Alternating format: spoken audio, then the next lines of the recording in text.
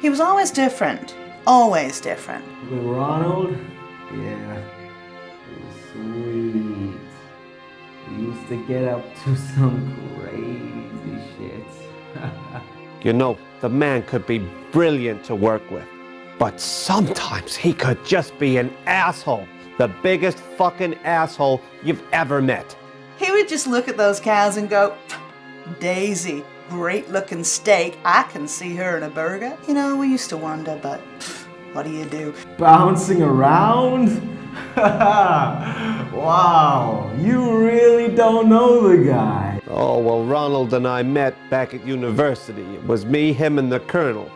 We were good friends, and we all realized pretty fucking quick that university wasn't for us. You know, there's some people, uni, nah. We were doers. Ronald Charles Wilberforce McDonald, founder and face of the worldwide fast food franchise of the same name. Credited as being one of the pioneers of the industry, he ushered in a new era in family restaurants and child entertainment. From humble beginnings in a small farming town in Montana, to founding a business empire, to his off-the-wall social antics and his tragic and sudden death, Ronald's life has been colorful, to say the least. Tonight, we examine the man behind the makeup, in-depth interviews with the people closest to him throughout his life, and a never-before-seen personal interview. You know, people are always asking me, you know, what's with the costumes? Why the makeup? Like, fuck you guys, critics. I didn't change. This is just who I am, you know? Like, I've never really been myself until I became myself, you know? You know what I'm saying? I do. Yeah, that's cool. Because, like, this makeup, it's not just this makeup. This is who I am, and this is who I fucking am. And you critics always coming in and judging, man. Like, why can't you just let it be? This is who I am. Fuck. This is Ronald McDonald, life in the fast food lane.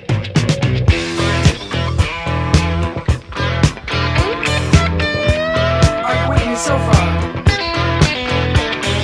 Eager for action, hot for the game, the calling attraction, the drop of the name. Drama was a real strength. Yeah, he was always in the productions and stuff, and he had a real way with kids as well, you know. He was often the class clown.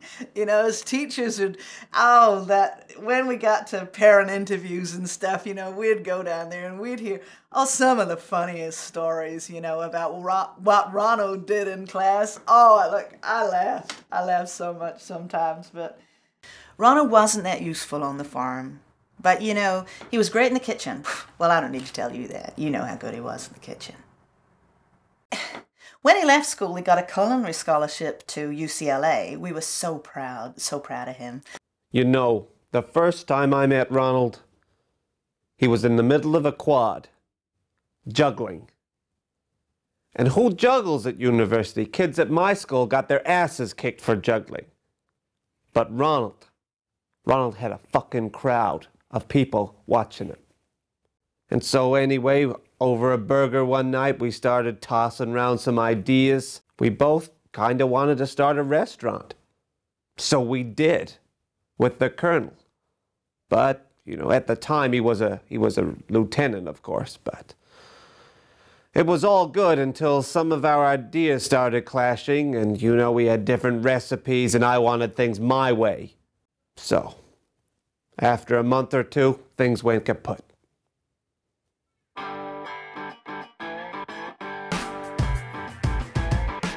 Ronald, determined to become successful within the new fast food industry, set about creating his own franchise.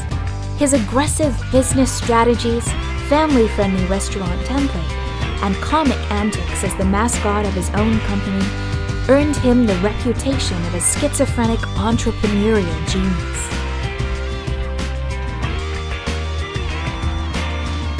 He was totally and utterly involved. Like, from the very, very first step, to the first brick, to the first waitress. The man was brilliant to work with sometimes. The ideas he came up with. I mean, who thinks of a child slide as a character? I didn't, but I do now. And sometimes you just want to play in a pit of balls. Even the adults want to go in, but they can't, so they come back wanting more every time. It's crazy, like I didn't know anyone who worked as hard as he did. He was just that sort of guy. Honestly, man, that guy knew how to draw a crowd. I mean, back in my day, wearing a seatbelt was a load of shit. He started doing it, we all started doing it. He never ever removed a single bit of what the public saw. Like, they saw his red hair, his yellow jumpsuit, you know. As the demand for Ronald in character grew, his immersion into the role became apparent. Ronald underwent selective facial reconstructive surgeries to make his costume a more permanent feature. I would say my double, double, gobble, gobble, robble, robble shit. Yeah, no, that shit was lame. But Ronald, it wasn't a character anymore. Like, he became the clown. As the McDonald's franchise was about to go global, Ronald hired Mayor McCheese as his new chief financial officer. Dick Cheese, yeah, he hates it when I call him that. We have a really good working relationship, you know, like, he came and he saw that what I had was a good thing, you know? I was putting a Happy Meal in front of every child in America, and he said, you know what, man, this is a good thing. You need to share this shit with the world. And so I provided the vision, and I mean, he's a visionary as well, but I provided the vision, and he did all the paperwork, and I mean, I made a lot of money. It really was just a win-win situation.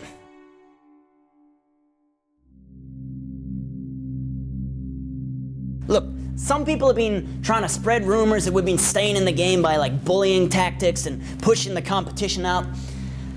I want to go on the record right now and tell you all, it's bullshit. People have been talking about like previous court cases and lawsuits, and I mean, it's all bullshit. They don't exist. No, I'm telling you, they don't exist. Well, you're wrong, all right?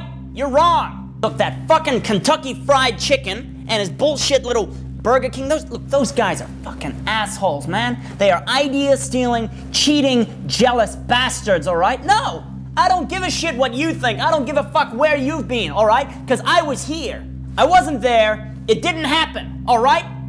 This isn't what we're here for, all right? When I first met Ronald, wow, I was introduced to a whole new life back then. Wow. McDonald Land. Yeah, it was a club in LA. And Mayor McCheese, yeah, he was running it back then. And whoa, my lawyer said no. So for legal reasons, I'm not going there, man. Not gonna go there. So ask another question or fuck off, bro. So it's off then. Red light off. Oh. He went crazy after a hard day's work, man. Like, he worked his ass off. And then, you don't even want to know what shit he got up to, man. This one time, Birdie and Grimace and I and a whole bunch of the other guys, and we were so high off our asses on K that we were all at one of the kids' parties. And we didn't even know. We thought we were in that Charlie Chocolate Factory shit. It was fucking off the hook, man.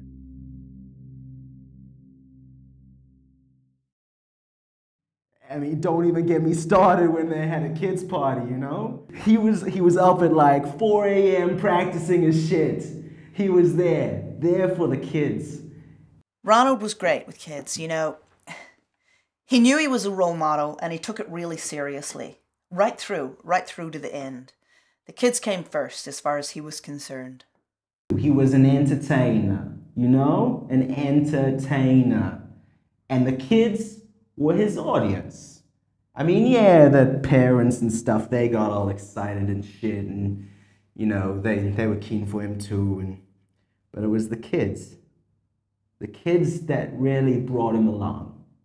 I mean, this is why I am who I am, because the kids love me, and I want to be what they want me to be. You know, I love my public. I mean, the public is what makes me get out of bed every day and be Ronald McDonald, you know? But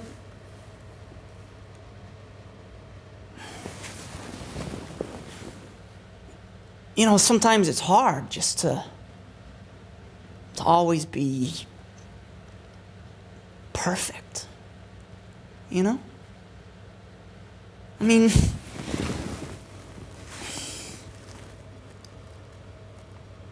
I didn't ask for this.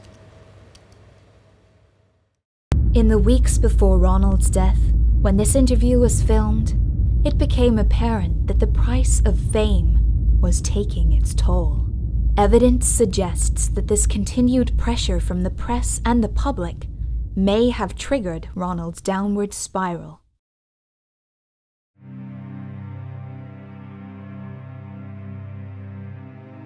I was in my spa.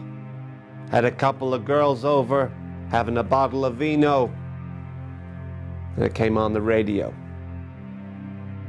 We didn't hear from him for 2 days, and that was kind of unusual.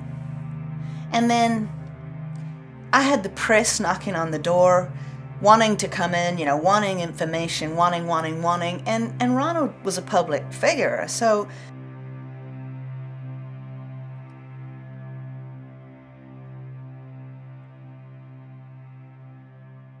I was devastated, man. Devastated. He was my best friend. He brought me up. He showed me life. 2 days later, we found out. But yeah,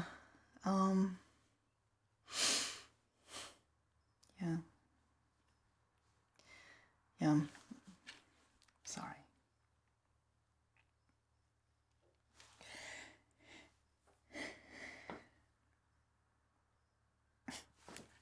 Anyway, so yeah, it was hard. It's still hard.